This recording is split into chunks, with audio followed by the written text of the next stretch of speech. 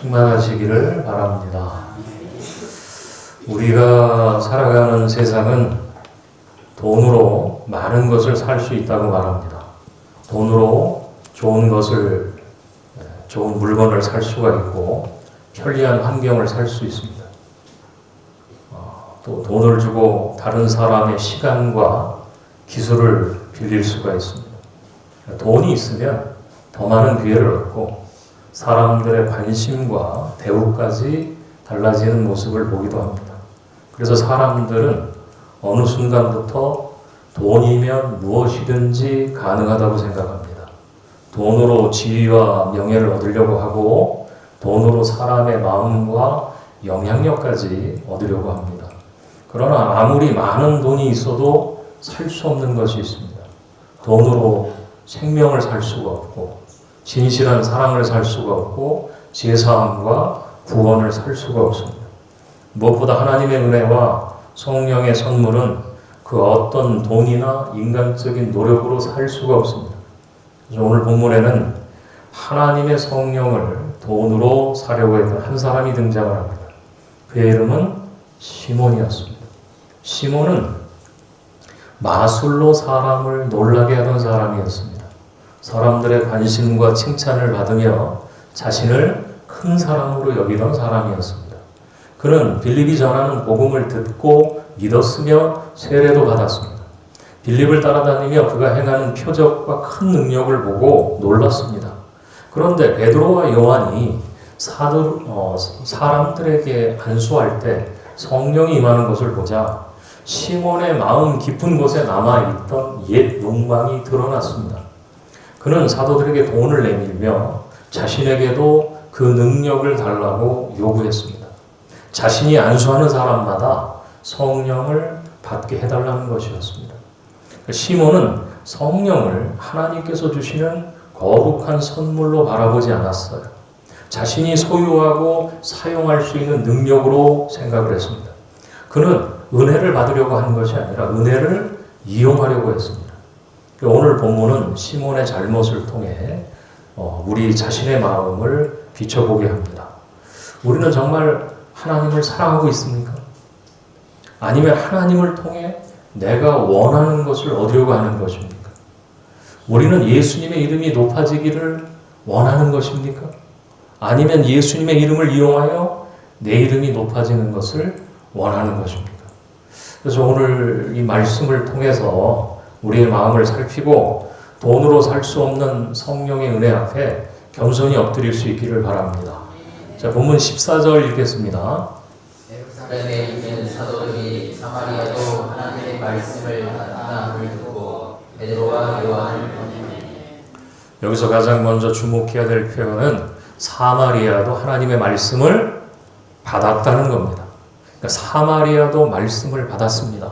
그러니까 예루살렘에 있는 유대인들만 하나님의 백성이 된 것이 아니었습니다.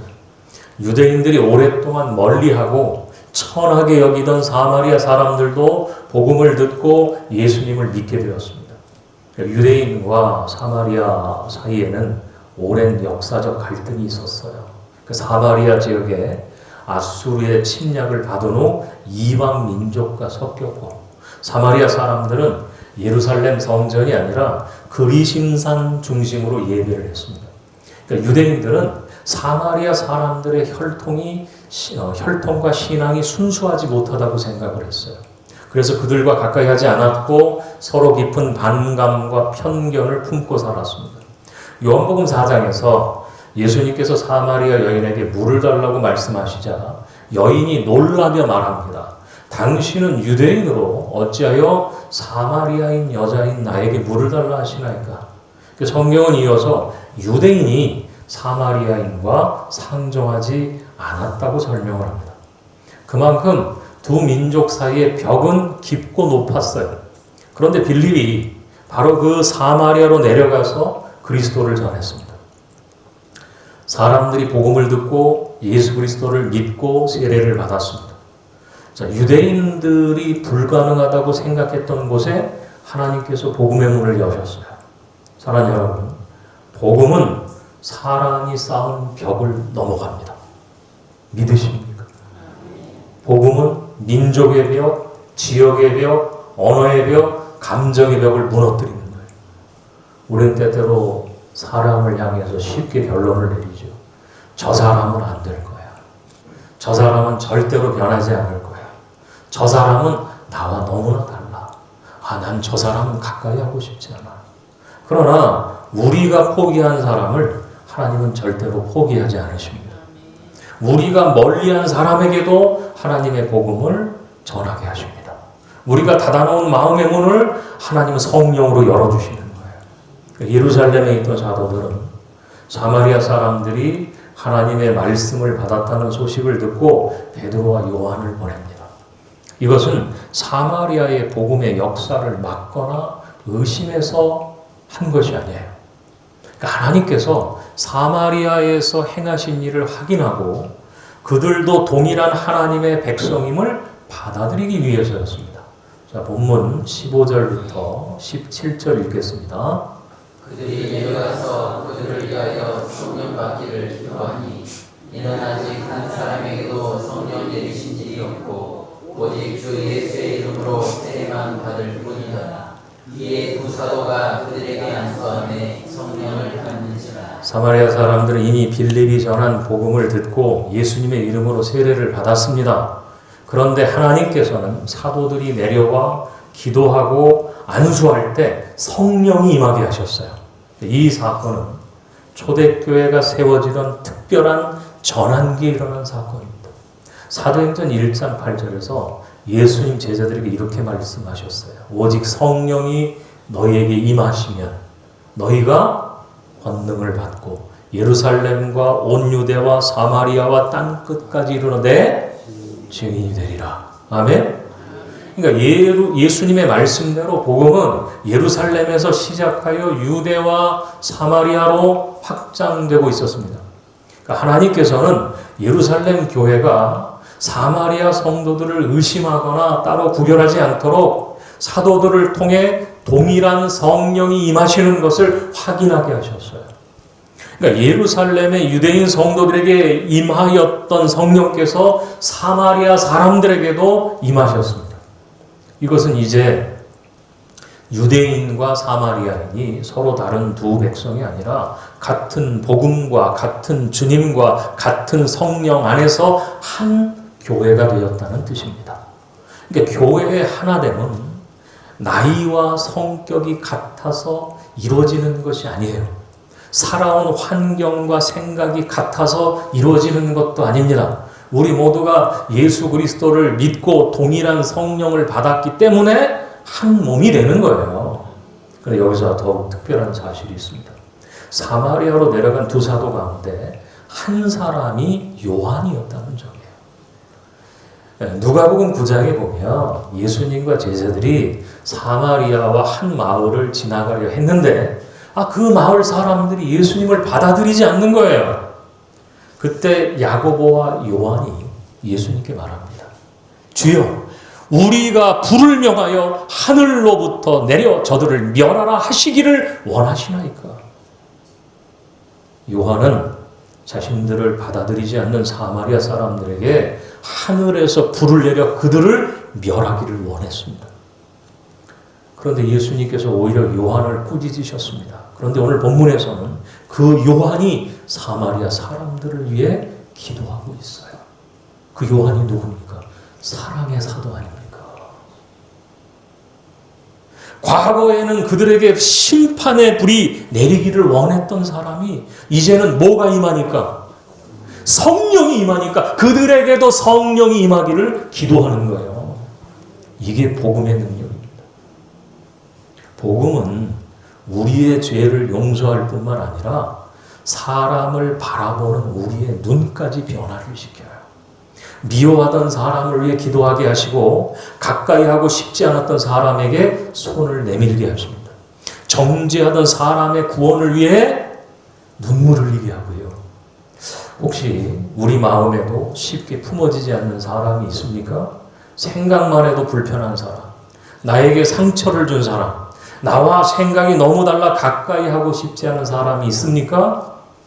사마리아를 향해 기도하던 요한을 생각하십시오. 성령께서는 우리의 마음도 변화시킬 수 있습니다. 우리가 품지 못하는 사람을 품게 하시고 용서하지 못하는 사람을 용서하게 하시고 멀리했던 사람에게 복음을 전하게 하십니다. 우리 동문교회가 성령 안에서 하나 되는 교회가 되기를 바랍니다. 나와 비슷한 사람, 내가 좋아하는 사람만 사랑하는 것이 아니라 주님께서 품으신 사람을 함께 품는 교회가 되기를 바랍니다. 오래된 거리감이 풀어지고 마음의 담이 무너지고 판단과 정죄보다 기도와 사랑이 앞서는 교회가 되기를 원해요. 여러분, 성령은 특정한 사람만을 위한 것이 아닙니다. 유대인에게 임하신 성령께서 사마리아인에게도 임하셨어요. 성령은 차별 없이 하나님께서 주시는 은혜의 선물입니다. 자, 본문 18절, 19절 읽겠습니다. 시몬이 사도들의 양수로 성령 받는 것을 보고 돈을 들여 이르되 이 권능을 내게도 주어 누구든지 내가 안수하는 사람은 성령을 받게 하여 주소서 하니. 자, 본문은 시몬이 무엇인가 분명히 알아볼 수 있는 성령의 역사를 보았다고 말합니다. 구체적으로는 어떤 현상이 나타났는지는 설명하진 않지만 시몬이 그 일을 보고 사도들에게 돈을 내밀 만큼 분명한 표적이 있었다는 거예요. 그러니까 시몬은 본래 어떤 사람이에요? 마술사입니다. 사도행전 8장 9절부터 11절을 보면 그는 오랫동안 마술로 사마리아 사람들을 놀라게 하며 스스로 큰 사람이라고 생각을 했어요. 그리고 말하고 다녔습니다. 그러니까 사람들도 시몬을 향해 말했어요. 이 사람은 크다. 일컫는 하나님의 능력이라고 그랬어요. 시몬은 사람들의 감탄과 칭찬을 받는데 익숙한 사람이었습니다. 그러니까 사람들이 자신을 바라보고 자신을 따르며 자신을 큰 능력의 사람으로 불러주는 삶을 살아왔어요. 그런데 빌립이 사마리아에 와서 복음을 전하면서 상황이 달라졌습니다. 사람들은 더 이상 시몬의 마술에만 관심을 두지 않았습니다. 빌립이 전하는 하나님의 나라와 예수 그리스도의 이름을 믿고 세례를 받기 시작을 했어요. 아니, 시몬도 믿고 세례를 받았습니다. 자, 그러나 사도행전 8장 13절은 시몬이 빌립을 따라다니며 그 나타나는 표적과 그 큰 능력을 보고 놀랐다고 기록을 합니다. 그러니까 성경은 시몬이 믿고 세례를 받았다고 말하잖아요. 하지만 오늘 본문은 그의 믿음이 과연 무엇을 향하고 있는지를 질문하게 합니다. 그는 예수 그리스도 자신보다 표적과 능력에 더 큰 관심을 가지고 있었습니다. 입술의 고백과 세례의 형식은 있었지만 그의 마음 깊은 곳에서는 여전히 옛 욕망이 주인 노릇하고 있었어요. 사람들에게 인정받고 큰 사람으로 불리고 힘과 영향력을 소유하려는 마음이 그대로 남아 있었습니다. 베드로와 요한이 안수할 때 성령이 임하는 것을 보자 시몬의 옛 본성이 나타나기 시작합니다. 그는 사도들에게 돈을 내밀며 말했습니다. 이 권능을 내게도 주옵소서. 나도 사람들에게 안수하여 성령을 받게 하고 싶습니다. 겉으로 보면 시몬은 성령의 능력을 사모하는 것처럼 보입니다. 그런데 그의 진짜 관심은 성령에게 있지 않아요. 성령의 능력을 소유한 자신에게 있었어요. 그는 성령님을 인격적인 하나님으로 바라보지 않았습니다. 자신이 필요할 때 사용하고 자기의 영향력을 높이는 도구로만 생각을 했어요. 그러니까 마술의 비법을 돈으로 사서 익히듯이 성령의 권능도 돈으로 살 수 있다고 생각을 했습니다. 그러니까 시몬은 은혜를 받으려고 하는 것이 아니라 은혜를 지배하려고 했어요. 성령께 순종하려고 한 것이 아니라 성령의 능력을 자기 뜻대로 사용하려고 했습니다. 그는 오랫동안 무대 중심에 서 있던 사람이었습니다. 그런데 빌립과 사도들이 등장하면서 사람들의 관심이 자신에게서 떠나 예수 그리스도와 복음을 향하는 거예요. 그러니까 시몬은 예수님이 높아지는 것을 기뻐하기보다 자신이 잊히는 것을 견디기 어려워했습니다. 그러니까 다른 사람들의 관심을 받고 다시 큰 사람으로 인정받기 위해 성령의 권능을 원했어요. 이 지점에서 우리는 세례 요한의 고백을 생각하게 됩니다. 그러니까 사람들이 예수님을 따르기 시작하자 세례 요한의 제자들이 걱정을 했습니다. 그러나 세례 요한이 말해요. 그는 흥하여야 하겠고 나는 쇠하여야 하리라. 그러니까 시몬과 세례 요한의 차이는 분명합니다. 시몬은 자신이 높아지기 위해 영적인 능력을 구했습니다. 그러나 세례 요한은 예수님이 높아지도록 기꺼이 자신을 낮추는 길을 선택을 했어요.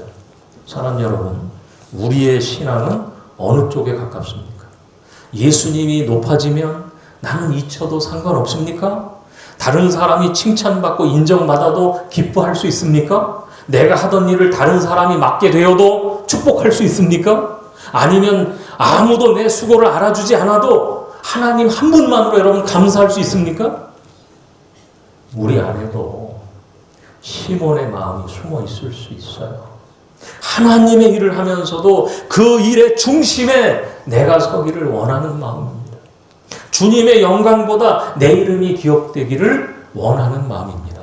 기도를 하면서도 하나님의 뜻보다 내가 원하는 결과를 얻는 데만 관심을 둘 수 있습니다.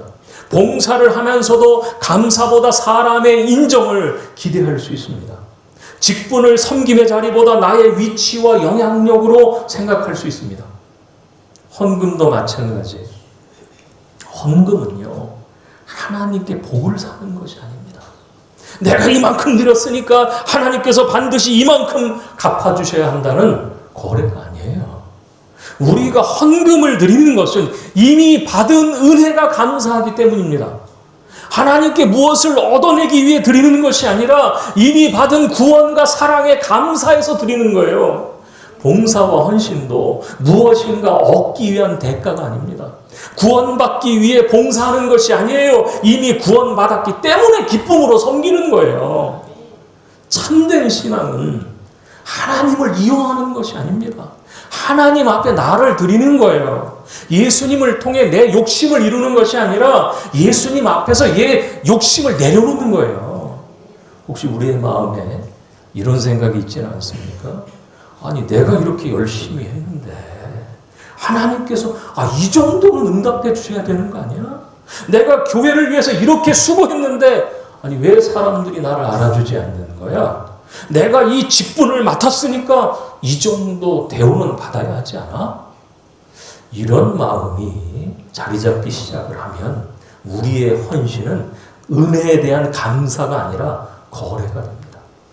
봉사는 기쁨이 아니라 불평이 되고 직분은 섬김이 아니라 권리가 돼요. 성령의 은혜는 우리의 욕망을 채우기 위한 수단이 아닙니다. 성령께서는 우리를 높이기 위해 오신 분이 아니라 우리 안에서 예수 그리스도를 높이시는 분이 성령이에요. 그러니까 성령 충만은 많은 능력을 소유하여 큰 사람이 되는 것이 아닙니다. 성령께서 나를 다스리시도록 내 뜻과 욕심을 내려놓는 거예요. 시몬의 말을 들은 베드로가 매우 단호하게 책망을 합니다. 본문 20절, 21절 읽겠습니다. 베드로가 이르되 내가 하나님의 선물을 돈 주고 살 줄로 생각하였으니 내 은과 내가 함께 망할지어다. 하나님 앞에서 내 마음이 바르지 못하니 이 도에는 내가 관계도 없고 분깃될 것도 없느니라. 베드로는 시몬의 제안을 정중하게 거절하지 않았습니다. 매우 강한 말로 책망을 했어요. 내 은과 함께 망할지어다. 여러분 왜 베드로가 이렇게 강하게 말했습니까? 시몬의 행동이 단순한 실수나 예의 없는 행동이 아니기 때문입니다. 그의 생각은 복음의 본질을 무너뜨리는 것이었어요. 성령은 하나님께서 값없이 주시는 선물입니다. 사람의 돈이나 공로나 노력으로 얻을 수가 없어요. 그런데 시몬은 하나님의 선물을 돈으로 살 수 있다고 생각을 했습니다. 만일 하나님의 은혜가 돈으로 거래될 수 있다면 더 이상 은혜가 아니에요. 돈이 많은 사람이 더 많은 은혜를 얻고 가난한 사람은 은혜에서 멀어지게 되어 있습니다.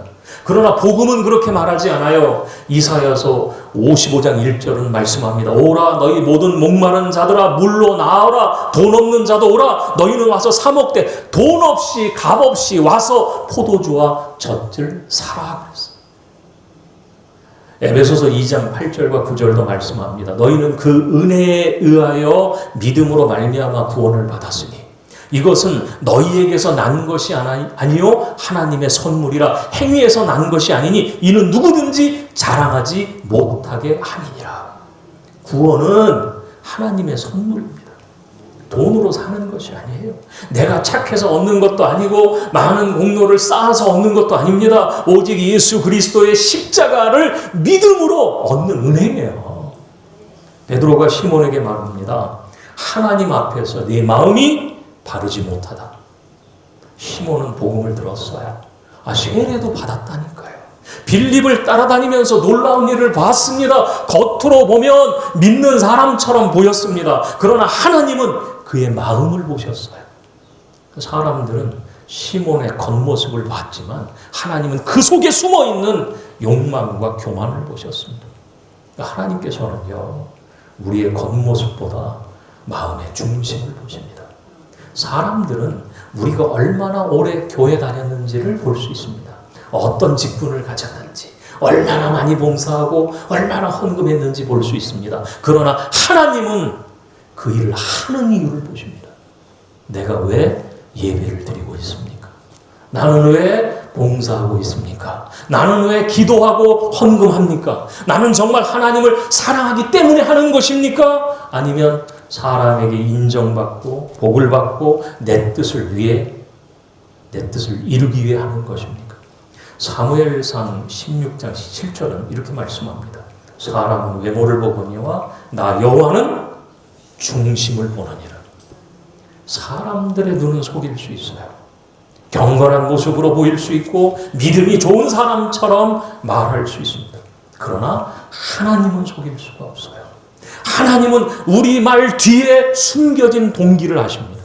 우리의 친절 속에 인정받고 싶은 마음이 있는지, 우리의 헌신 속에 자기 의의가 있는지, 우리의 기도 속에 욕심이 숨어 있는지 다 아셔요.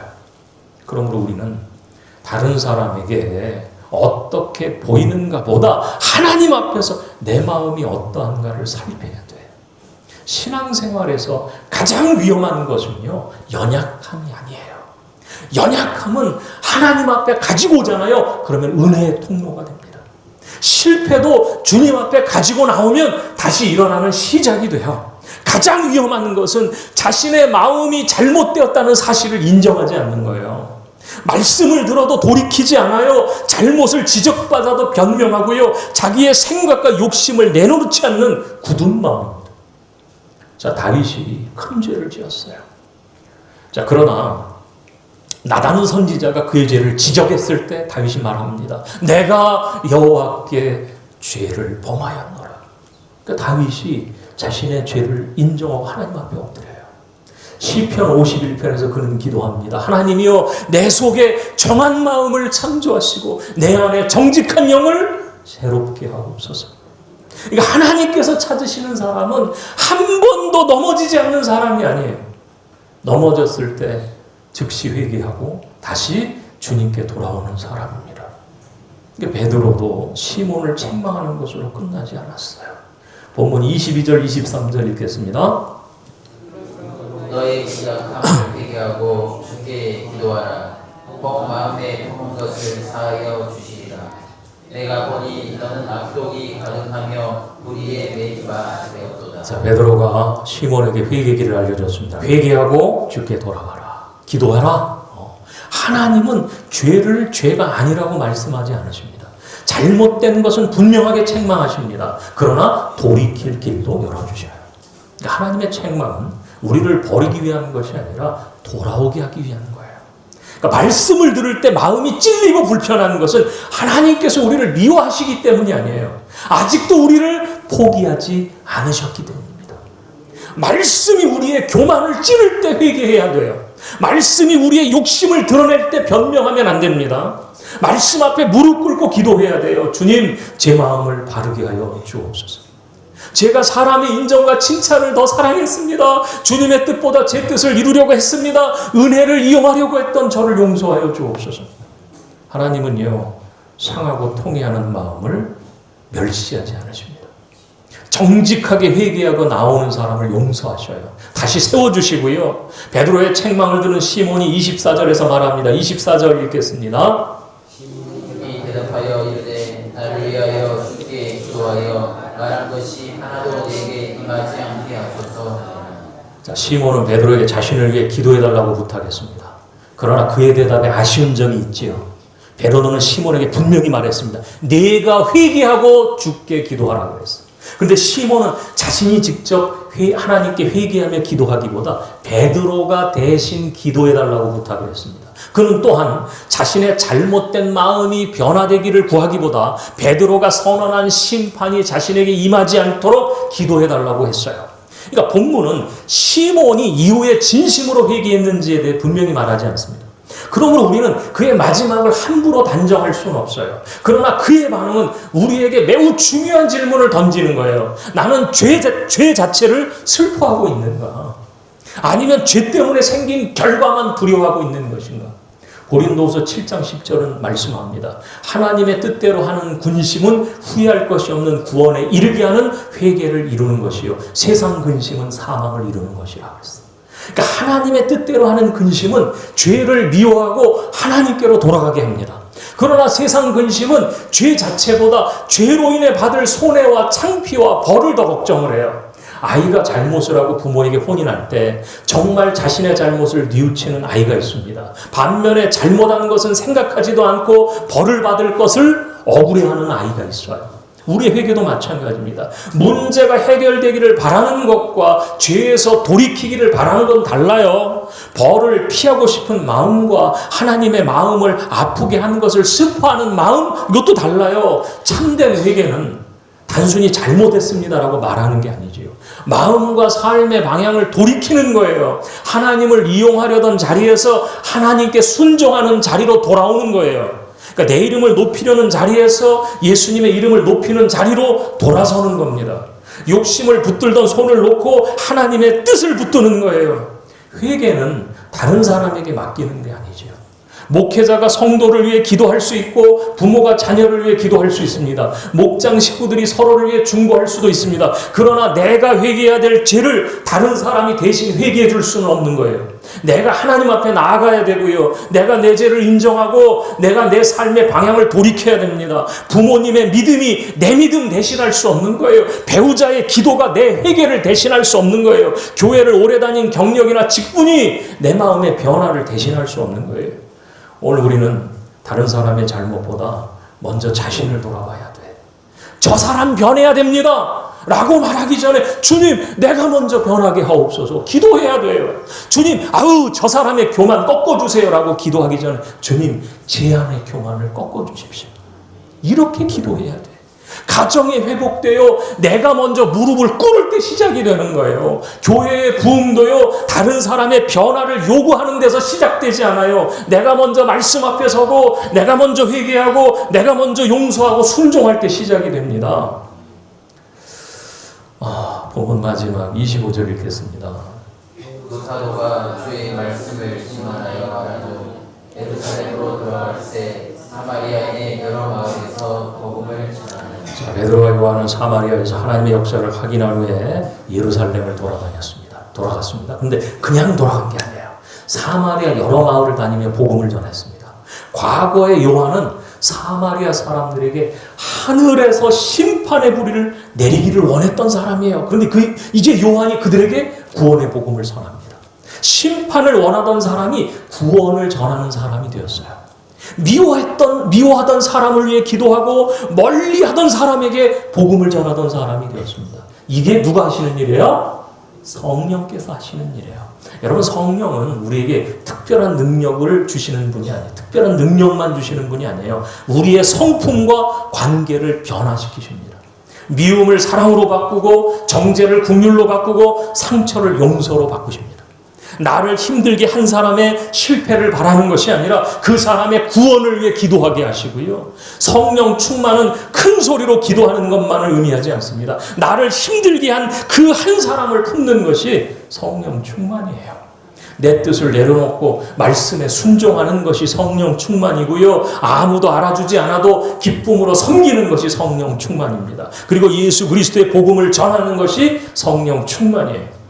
사도행전 1장 8절에서 예수님은 성령이 임하시면 권능을 받고 증인이 될 것이라고 말씀하셨습니다. 성령의 능력은 나를 자랑하기 위한 능력이 아니라 예수님을 증언하기 위한 능력입니다. 시몬은 성령의 능력을 통해 자신이 큰 사람으로 되기를 원했어요. 그러나 베드로와 요한은 성령의 능력으로 누굴 전해요? 예수님을 전했습니다. 그러니까 성령께서는 우리의 이름을 높이시는 분이 아니라 예수님의 이름을 높이시는 분이에요. 그러므로 성령 충만함을 받은 사람은 자기 자랑하는 거 아니에요. 내가 이렇게 성령으로 내가 은사를 받았다. 하나님의 음성을 듣는다. 얼마나 교만한 모습입니까? 그러므로 우리 동문교회가요, 성령 충만할 수 있기를 바랍니다. 복음을 전하는 교회가 되기를 바랍니다. 우리끼리만 은혜 받고 만족하는 교회가 아니라 가정과 일터와 목장과 이웃에게 복음의 기쁨을 전하는 교회가 되기를 바랍니다. 우리의 말과 행동을 통해 예수 그리스도의 사랑이 전해지고 우리가 있는 자리마다 상처와 입은 영혼이 위로받고 복음의 기쁨이 살아나기를 바라고요. 이렇게 되기를 주의 이름으로 축복합니다. 우리 기도합시다. 사랑과 은혜가 풍성하신 하나님 아버지, 오늘 말씀을 통하여 성령은 돈이나 공로로 살 수 없는 하나님의 선물임을 깨닫게 하시니 감사합니다. 우리가 구원받고 하나님의 자녀가 된 것은 우리의 자격이나 노력 때문이 아니라 예수 그리스도께서 십자가에서 값을 치르신 은혜임을 믿습니다. 주님, 시몬과 같이 하나님의 은혜를 나의 욕망과 유익을 위해 이용하려고 했던 마음 용서하여 주옵소서.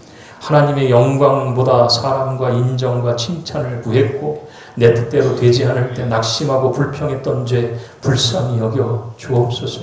우리 속에 정한 마음을 창조하시고 정직한 영을 새롭게 하셔서 다른 사람의 잘못보다 먼저 자신을 살피며 진실하게 회개하게 하옵소서. 성령님, 우리의 마음과 생각과 말을 다스려 주시옵소서. 미워하던 사람을 위해 기도하게 하시고 품기 어려운 사람을 사랑으로 품으며 판단과 정죄보다 긍휼과 용서를 선택하게 하옵소서. 우리 동문교회가 모든 차이를 넘어 성령 안에서 하나 되게 하시고 오래된 마음의 벽이 무너지며 상처 입은 관계가 회복되게 하옵소서. 우리의 이름이 아니라 오직 예수 그리스도의 이름만 높아지게 하시고 모든 삶의 자리에서 복음의 기쁨을 전하며 살아가게 하옵소서. 예수 그리스도 이름으로 기도합니다.